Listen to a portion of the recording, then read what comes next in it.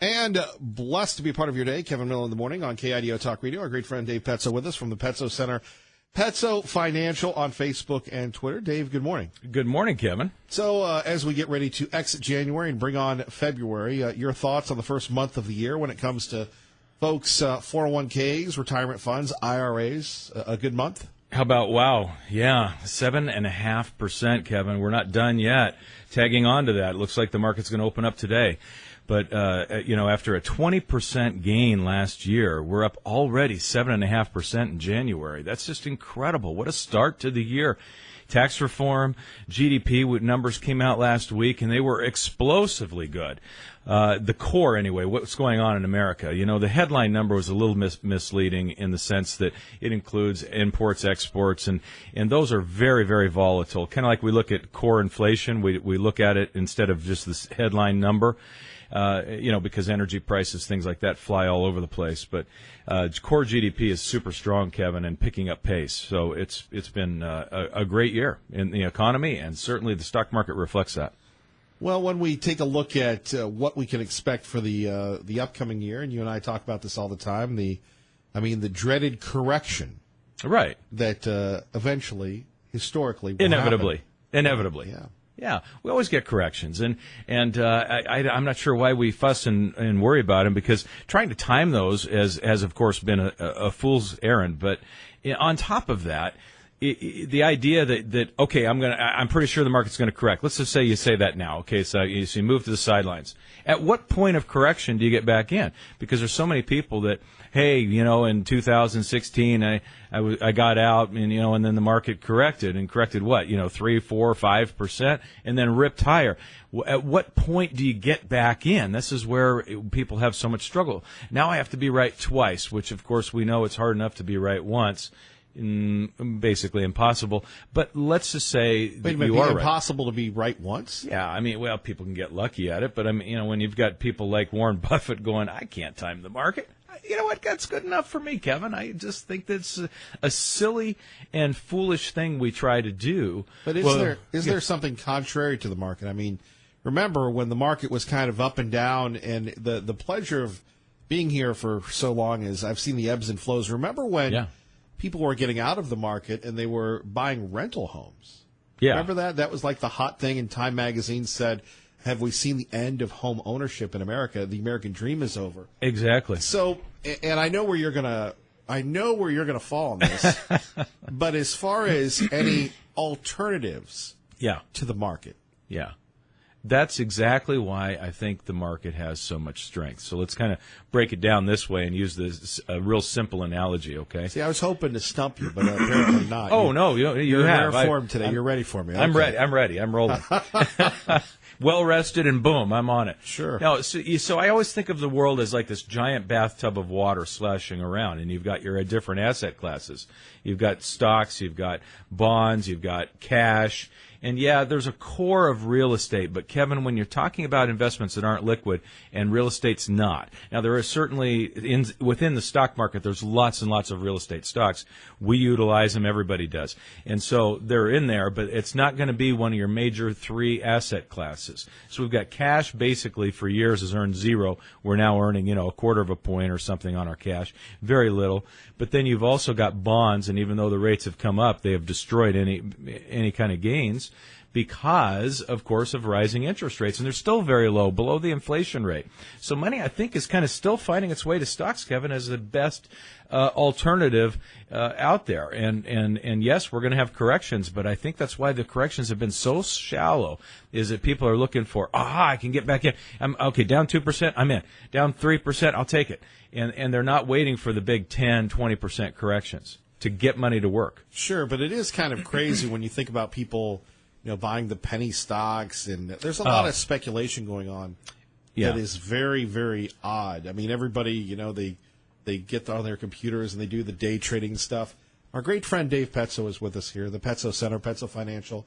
Let's examine that a little, because we have people, 2 or 3 years ago, day trading was the big thing, and everybody, instead of going out and working, they would sit by and they would, monitor things, and they'd have Fox Business on and CNBC and whatever Jim Cramer said trying to predict. What do you make of that? Does that type of get rich quick stuff really demean the business of properly retiring, of putting in the investment, putting in the work, and having a trusted financial advisor? It does. It's a great point. It's not so much it's demeaning, if you will, but it's just it misleads everybody.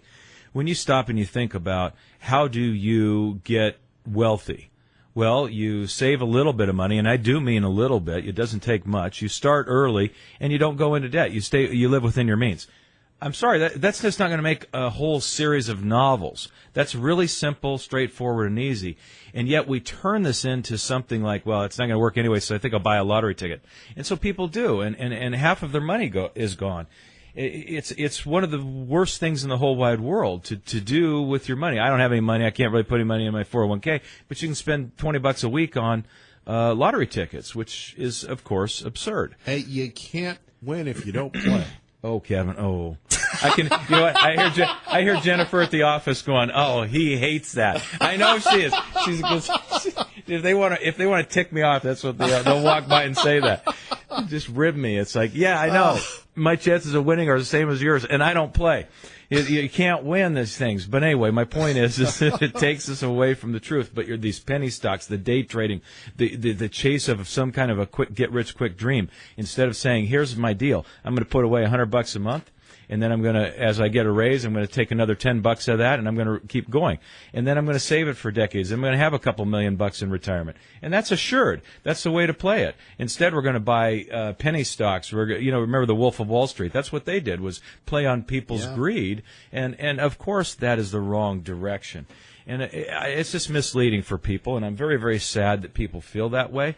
They feel like they've missed out. Now they have to hurry, or they don't play. They spend all their money when they're young and get into debt, and then it's a struggle for them to ever get going, and their years run out. It is a difficult thing, but it's not. It's simple. It's easy. But we have to stay away from what the mainstream media, what our society, if you will, says about getting rich. Getting rich is not the destination. It is where you're going, but the journey is what counts. And when people are just putting the money away on a regular basis, living their lives within their means, they're happier. They make choices that they want to make. They're not just flying around. It really pulls everything together in a person's life. All right, Dave Petzo. By the way, the phone number's here, 580-5436, 580-KIDO. Our great friend Dave Petzo is with us, the Petzo Center, Petzo Financial. Let's take a look at an interesting story from the Statesman today. And they're saying that most people in Ada County and Canyon County and the Treasure Valley aren't selling their homes because they're watching too much reality TV. They're remodeling instead. And I go back to what a great story Dave Ramsey told me. We were doing an event together, and it was funny because, you think of Dave Ramsey as this big national guy, and when he comes here, it's like 5,000 people. Well, I was on his flagship station, and so it was funny. I got to speak. Then Dave Ramsey got to speak, and then Phil Valentine got to speak. And so, you're kind of, when you hang out with Warren Buffett and Paul Allen and all these guys, you're in the green room. So, he goes, yeah, my wife Sharon, she wants to buy a new house. But you know what? I talked her into remodeling. He goes, because you save so much money when you remodel as opposed to, buying a new house or, even if you put an addition on. So, right. Of the 1,391 homes listed, 854, more than 3 in 5, were newly built, compared with 537 existing homes, according to the Boise Regional Realtors. It was the fifth time in 2017 when new homes exceeded used ones, until December 2016. That had not happened in 10 years, for which realtors have data. So it gets down to this, and I'm wondering where you think historically we are in our housing market here. Sales surged again in 2017. The median price for new homes in Ada County, want to take a ballpark on that? 17%. Price? Oh, price. Oh, I'm sorry. 300,000. Close. $339,241, up 8.2% from 2016. You remember when they were cut in half, almost cut in half a few years ago. Now, the median price for used homes in Ada County? I like what they say, used homes. Yeah. Pre-owned homes. Pre-owned, yeah. What do you think that was? 280. 247,500. Oh, up that's 8%. a big difference. Yeah. Canyon County medians, 236 for new homes, 172 for used. I can't believe they're calling homes used. Right. But again, we see this market going and going and going, and I get the thing from my my mortgage guy. My home keeps going up and up in value. How real is this, do you think? Very, totally real. People are moving here. The demand is there. The prices of homes in other places where they're moving from is much, much higher. It just simply, and when you think about how much it costs to build a new home, the impact fees that are going to all of the local municipalities on top of the price of the land, building costs are going up, and they are really going up on the labor side because they can't find enough contractors, right, to get out there and laborers to build these homes. So they are really having to pay up all the way around. And although we are more productive, they can put up a house easier with less people, it still is causing the prices to go up, Kevin. So on new houses, I still think, relatively speaking, Idaho's a bargain. Let's go to the phones, and we go to Blair in Boise on KIDO Talk Radio with Dave Petzo. Good morning, Blair. Hey, Kevin. Good morning. Hey, Dave, you brought out something earlier, and I just wanted to get your feedback. Do you think that there's an issue with the consumer debt level in the United States, and does that affect any of the investing in the market? Thanks. Have a great day. Thank you. Great point, and always a concern. Because if the consumer's tapped out and if they're high in debt, at some point in time, typically people wake up, grow up, however you want to say it, and they spend money appropriately. They don't just spend it. They don't just pull the credit card out. They figure out that we have a problem here. I've got to get this under control. So it slows down consumer spending. So if we get too much debt, so far we're fine. And when we think about how fast GDP is growing and the overall household debt levels are pretty good. But you're right. There are certain areas we have to watch for, and I want to be careful with this because a lot of people pull this completely out of context and then blow up the chart. Now, and what I mean by that is we've got two areas. We've got used car loans, right? We've got car loans that are going bad. So we've got consumer debt exploding on that side and bad debt both. So you'll see charts on that. And you'll also see the explosion, of course, in student loans.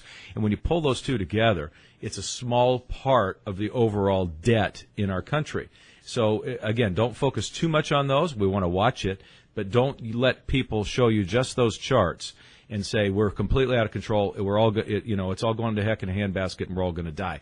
That's usually the argument, and has been for years, where they pull those charts out. So look at it in the context of the overall ability to pay for it. The consumer's doing well. They're doing better than they were before. But yes, consumer debt is growing again, and we do want to keep an eye on it. So far, so good. Let's coming up next, we'll talk a little bit about student loans and the 5 trends that could define your money in 2018 with Dave Petzo, Kevin Miller, KIDO Talk Radio. And our great friend Dave Petzo with us. Hey, what do you make of startups? Are you a fan of startups? The reason why I say is big story last week. Vince McMahon had the World Wrestling Entertainment, World Wrestling Federation, did the XFL many years ago, and it shows you just how crazy the sports media has changed. I remember covering that, I guess in my 30s or 20s or whatever, and there are many people that are on national sports things that have never heard of the XFL. So basically it was an alternative to the NFL, and now all of a sudden he's bringing it back. He grabbed $100 million of his WWE stock, cashed it out, formed an entertainment company to make this happen. He's going up against the NFL. Now, a lot of people say, why would he do that? But you could say the same for innovators like Microsoft or Apple. What do you make of that? I think it's awesome. It's amazing to me when you stop and think about it. How about how crazy it is that a company like Netflix is going to send discs to your house and compete against Sony and all the major stations and Blockbuster. Yeah, exactly. I remember that. I mean, who does that? I mean, that's crazy, right? Who invents a little phone 10 years ago that changes the entire world? It is, Kevin, you're right, and innovators do that. And when you think about the cost of content and how difficult it is and to create unique and desired content, it's an amazingly difficult thing. And I absolutely Hey, look, I'm not a wrestling fan, all those things, so I really don't care about this guy, and I love it. I love what he's doing. I love that he's a disruptor out there, and it doesn't mean he's going to be successful. I would think odds are against him being successful, but good for him for trying and taking his time and talent and treasure and going out and trying to make it happen. That's what entrepreneurs are. I love them. I don't know how people can't just love them. And when they're successful, applaud them. And when they're unsuccessful, because most are, help pick them up and let them get going and give them a new dream. It's amazingly risky what people do to go into business, and they just give up their life to try to throw deep for something that is really beneficial to society. So I applaud them. I don't wish him ill. I wish him absolute success. More with Dave Petzo in a minute. Traffic and weather together. And let's go to some of the trends that will impact your money here at KIDO Talk Radio. From Money Magazine, U.S. interest rates rise. If you smell inflation in the air, you have better nose than most people. The Consumer Price Index has risen just 2% over the past 12 months. According to the Bureau of Labor Statistics, that's well below the long-term average of 3%. Nevertheless, economists expect the Fed to nudge short-term rates higher at least twice more in 2018, bringing in the key short-term federal funds rate to just below 2%. What does that mean? What's the translation? The translation is that interest rates really are going to go higher, because of the concern of inflation. I am not. The Fed so far is not overly concerned, but they are a little bit behind the curve, meaning they are just trying to play catch up with this incredible growth we're seeing, Kevin. We talked about this and how the economy is truly booming. It really is. The core of it is on fire, and we're seeing core GDP exploding higher like we haven't seen in over 10 years. It is a reflection of the overall economy that the interest rates are going higher. So don't buy bonds is what that message is right there.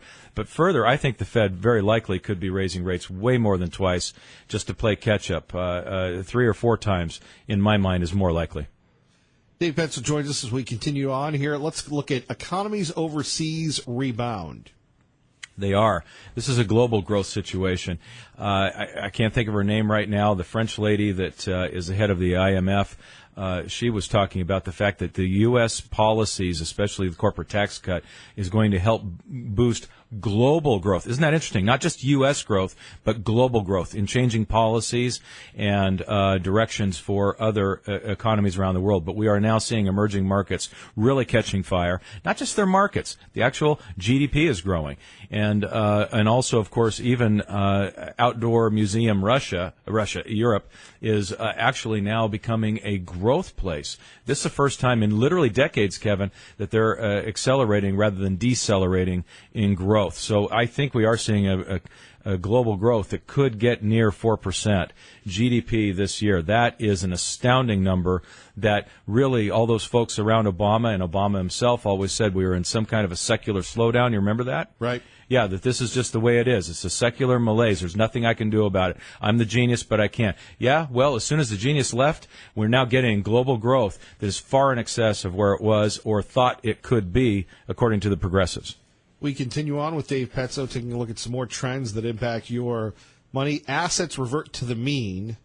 In the long run, 2 things are certain. One is that we're all dead, as economist John Maynard Keyes pointed out, and eventually outperforming and underperforming investments will return to their long-term average performance. Your thoughts? Not really true. It is true in a broad sense that the overall market will average 10% over long periods of time. That's what it does. But when we take back and look back 10 years, we're actually below that trend line. So what period of time are you going to be measuring? The reality of the market right now is that there are winners and losers, as there always are. This is not new, where the market or capitalism has creative destruction, where companies that make a crappy phone like BlackBerry get annihilated by a great company like Apple and Samsung. And this goes on and on and on throughout every industry. And this creative destruction has meant that companies that are on the cutting edge are growing very fast and do much better than 10% a year in growth. And companies that are doing poorly, they don't do as well, or eventually they might even die. And that's okay too. That's the way the markets work. And overall, the average has been good. But I would not say that those underperforming investments, the ones with really bad companies, I wouldn't go buy them necessarily because they're underperforming. Or would I kick out Google, Amazon, Netflix, and Apple and all these these others that are just dominating the world. They will continue to dominate until something changes. And just because you say that things return to the norm or mean doesn't mean that next year is when they return to the mean. We continue on with our great friend Dave Petzo, Kevin Miller in the morning here at KIDO Talk Radio, talking a little bit more about money. Healthcare remains healthy. Healthcare remains healthy. Now, I'm assuming they're saying that healthcare, keep investing in healthcare. Is that a fair? If any sector of the economy should have been roiled last year, it was healthcare. Republicans mounted an unsuccessful attempt to repeal the Affordable Care Act and then continued its efforts to chip away.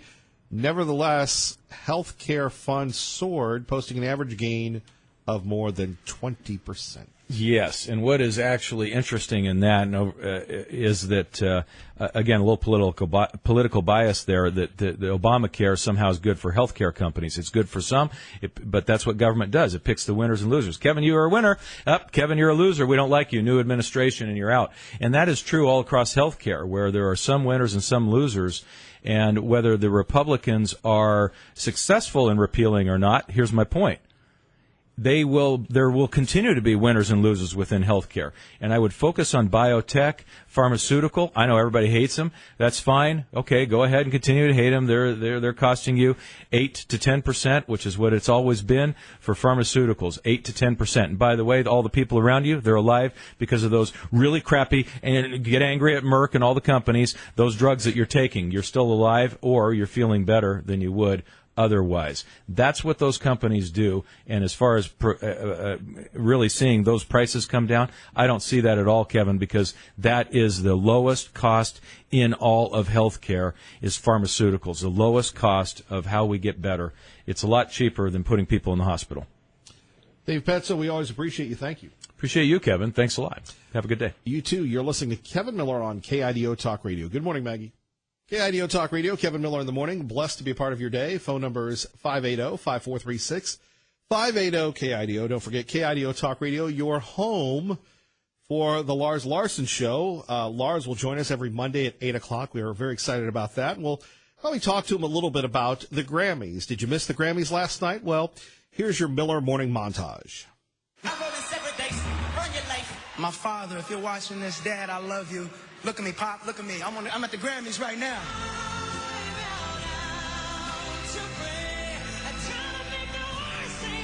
I'm Dave Chappelle.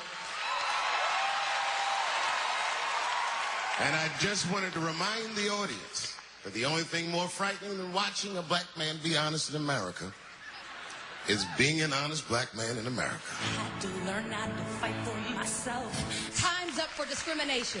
Time's up for harassment of any kind. And time's up for the abuse of power. Stand by. Take one.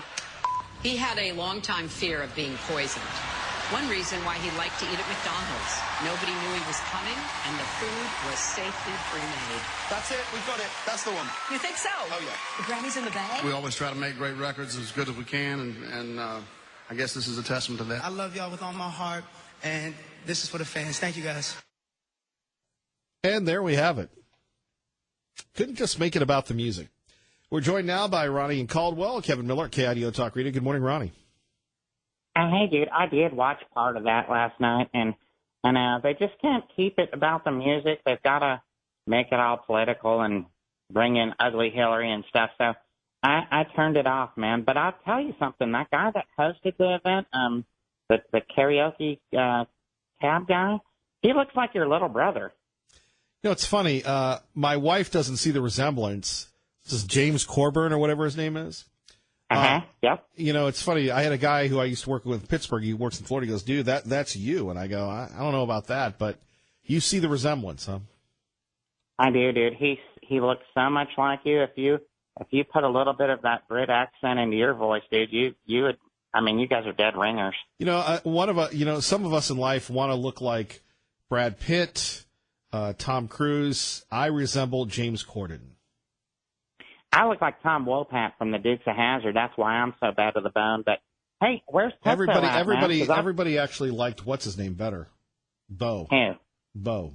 Yeah. Well, everybody can like whoever they like. But so he's he's like what? Wow.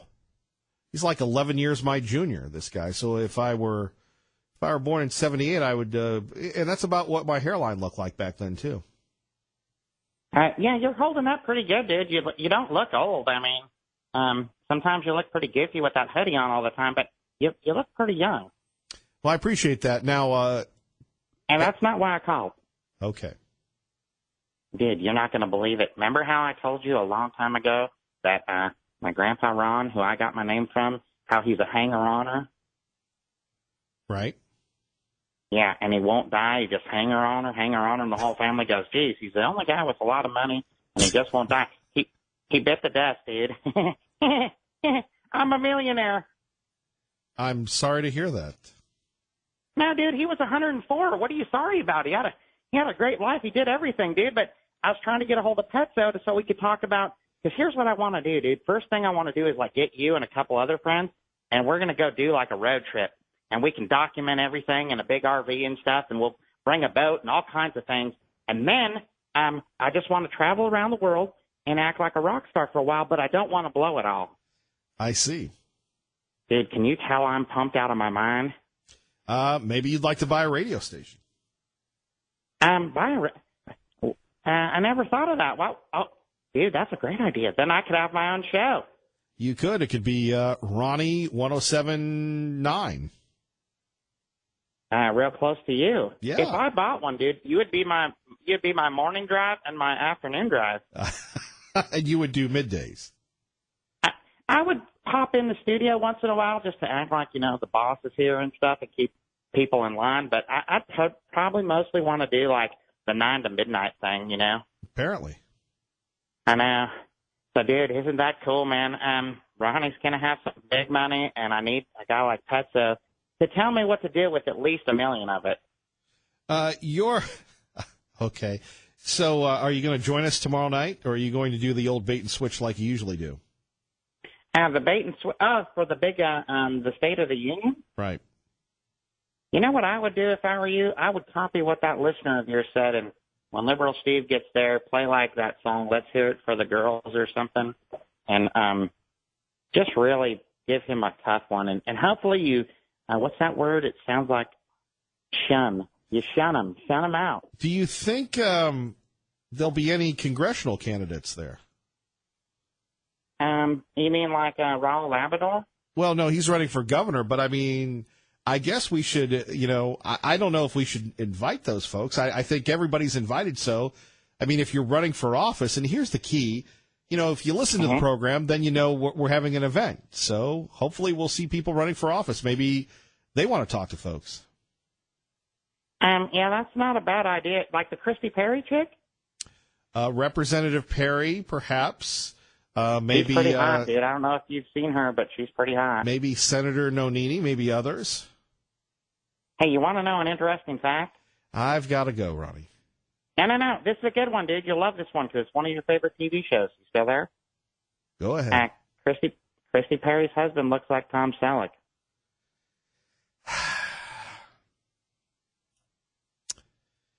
580-5436, 580-KIDO. Kevin Miller in the morning here. Do you love the military? Well, in our Thank Goodness We Live in Idaho segment, I didn't know we had a Thank Goodness We Live in Idaho segment. There is a story out of California. Where else would it be? Where a California teacher has an issue with the military. That's right. He's actually slamming members of the military. Let's listen. Teacher in California caught slamming our military. Gregory Salcido, who's also a city councilman, going as far as referring to military members as failed students who had no choice but to serve. Bunch of people who you know over there. Your freaking stupid Uncle Louie or whatever. They're not like high-level thinkers. They're not academic people. They're not intellectual people. They're the freaking lowest of our low. The student who recorded Salcido's comment is the son and nephew of veterans and thought the rant was disrespectful. The school district is currently investigating. Well, obviously, this teacher should be given the boot, correct? They're not like high-level thinkers. They're not academic people. They're not intellectual people.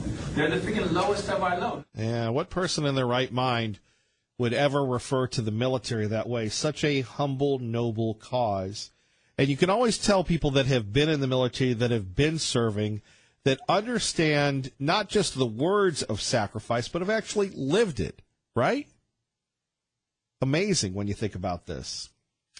We'll get your reaction in a minute. Let's go to Ben in Eagle with Kevin Miller at KIDO Talk Radio. Good morning, Ben. Hey, good morning, Kevin. How are you? Not bad for a Monday, and you? Not bad, thanks. So I typically ignore the Grammys, no interest whatsoever. I think that proves out with some of the highlights that you played. But I grew up in Caldwell, and one of our classmates won a Grammy last night from the class of 1994. And I want the listening audience to look this guy up. It's fantastic music. It's bluegrass. And they won Bluegrass, I think, Album of the Year, Infamous String Dusters. And his name is Jeremy Garrett. It's a fantastic achievement for Idaho and for Caldwell. He won a Grammy, great quality music. So I just wanted to point out there was something really good that happened last night for the state. And he plays the fiddle. Yeah, he's a fiddle player. In fact, in orchestra growing up, and it's just one of those great stories where he stuck with it and has really made a name for himself. Well, Ben, I appreciate that. Thank you, brother. You bet. Jeremy Garrett, the infamous String Dusters. Everybody should look that up. It's pretty cool stuff. Have a great day. Thank you. Appreciate it. All right, bye. Bye-bye. Let's go to Matthew in Boise with Kevin Miller at KIDO Talk Radio. Good morning, Matthew. Hey, good morning, Kevin. How are you today? Living the dream, and you? Outstanding. Hey, with regard to this guy in California, I think we need to make this guy famous, because I know that, I myself served, and I did 10 years, and normally things like that don't bother me. If someone's directing that kind of talk, towards me as an individual, that's something I can handle that. But what bothers me the most about this guy is that he's inoculating kids with that kind of dribble, and that's the problem that I have. I mean, in these schools, I think it's gotten too far with the left to where, especially with the college professors, they're using their schools as a platform to push their political agendas, and these kids are paying good money for these schools. So by that logic, I think that these kids are basically paying to be brainwashed, and that's what bothers me the most. It's an individual flame, that's one thing, but when this idiot gets on there and did a little research on this guy, and I think the most extreme thing this guy's ever seen is the season finale for the vagina monologues. Besides that, I think it's time to let California go. Just let the whole state go. Crack it off at the border, make some new beachfront property, turn it into the world's federal prison, and call it good. That's just my opinion. Have a good day. Thank you, Matthew. For all those who served, we thank you for your service. And again, this California teacher calling the military the lowest of the low. And we've talked about building a wall to make sure the bad people, the libs from California, stay in California and they can have that state. We have a lot of people from California. Does this surprise you at 580-5436, 580-KIDO? And what would your reaction be if all of a sudden your kid came home and said, my teacher said this? They're not like high-level thinkers. They're not academic people. They're not intellectual people. They're the freaking lowest of our low. There you have it. There you have it indeed. We'll talk about it next. Kevin Miller, KIDO Talk Radio. And blessed to be a part of your day. Remember, every Monday, we will be hanging with Lars Larson in the 8 o'clock hour. Looking forward to hearing what Lars has to say. Also, don't forget, Tuesday night from 6 to 9, we'll be at Dave & Buster's in Boise for our super awesome State of the Union watch party. We would love to see you there. You just need, and by the way, Jim in Middleton said that it was the wrong number. It's the right number. It's just that's the lady that handles the bookings. The number there for Dave & Buster's, it goes to her voicemail, I guess, 208-901-3806. And we look forward to seeing everybody there Tuesday night. And what we'll do is we'll have it starts at 6, but the State of the Union's at 7, so you can order. You can watch the State of the Union, and then we will go live on the air afterwards and taking your calls. But more importantly, if you're there, we just hand you the microphone. It's going to be very, very awesome. We look forward to that. It's been a while since we've done one of these. And then coming up, another event that we'll announce tomorrow night, and we hope that you can join us as well, helping to make a difference in our local community. We'll tell you about that on site at Dave & Buster's. Do want to thank our friends at Dave & Buster's for allowing us to be there. Coming up next, more of your reaction to this California teacher criticizing the military. But before that, time for traffic. And Kevin Miller in the morning here. So we get back to this California teacher and really saying something that is indefensible. You've had people in schools. I don't think there's been any schools in Idaho, but there's been schools in California and other of the liberal hotbeds where they have booted the military out of school. They're not like high-level thinkers. They're not academic people. They're not intellectual people. They're the freaking lowest of our low. Right. The lowest of our low that as young people and as not so young people go to strange places and sacrifice so that we can have the freedom for this unfortunate degenerate, who's a city councilman, by the way, in California, to spew his propaganda. You know, when I look at people in the military, I look at folks that have done things that I could never do. And I'm very honest about that. I can remember at 17 signing up by the recruiter of the year. Always tough when the recruiter of the year signs you up. And I still remember his name, Sergeant Sturgis. Yeah, that was his name. It wasn't a radio name. And, going in, being a journalist and such, and leaving my parents when you went to the MEP station, and your life is forever changed.